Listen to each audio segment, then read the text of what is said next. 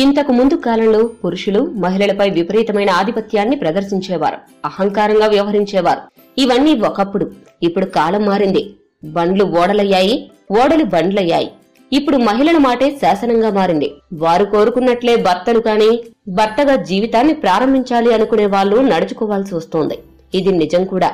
అలా చేయడమంతా పెద్ద తప్పు కాదనుకోండి. భోపాల్ ప్రాంతానికి దగ్గరలోని కన్వా ప్రాంతంలో రూపాలి, మంగల్ సింగ్ అనే వ్యక్తులకు పెళ్లి జరుగుతోంది. పెళ్లి కూతురు రూపాలి పెళ్లిపీటలపై కూర్చుని ఉంది. ఇంతలో పెళ్లి కొడుకుని ఊరేగింపుగా అతని బంధువులు పెళ్లి మండపం వద్దకు తీసుకువచ్చారు. వరుడు పెళ్లిపీటలపై కూర్చుని తాళి కడుతున్న సమయంలో ఈ పెళ్లి చేసుకోనని పెళ్లి కూతురు నిరాకరించింది. పెళ్లి కొడుకు గడ్డంతో వచ్చాడని, గడ్డం తీసేసి వస్తేనే పెళ్లి చేసుకుంటానని పట్టుబట్టింది. పెళ్లి కొడుకు తరపు వారికి ఆ కండిషన్లు నచ్చలేదు. మేమేమీ తక్కువ కాదు, మా వాడు గడ్డం గీసుకోడు అని వారు కూడా భీష్మించుకుని కూర్చున్నారు. దీంతో ఈ చిన్న గడ్డం వివాదం కాస్త పెద్ద రచ్చగా తయారైంది. ఈ గడ్డం విషయం మరీ ముదిరి పాకాన పడుతుండటంతో పెళ్లికి వచ్చిన వారు పోలీసులకు ఫిర్యాదు చేశారు.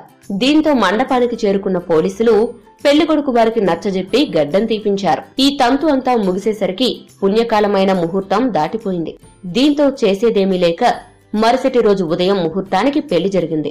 ఈ వార్త సామాజిక మాధ్యమాల్లో వైరల్ గా మారడంతో చాలా మంది విపరీతమైన సెటైర్లు విసురుతున్నారు. పెళ్లికే ఇన్ని కండిషన్లు ఉంటే శోభనానికి ఇంకెన్ని రూల్స్ ఉంటాయో అని సరదాగా కామెంట్ చేస్తున్నారు.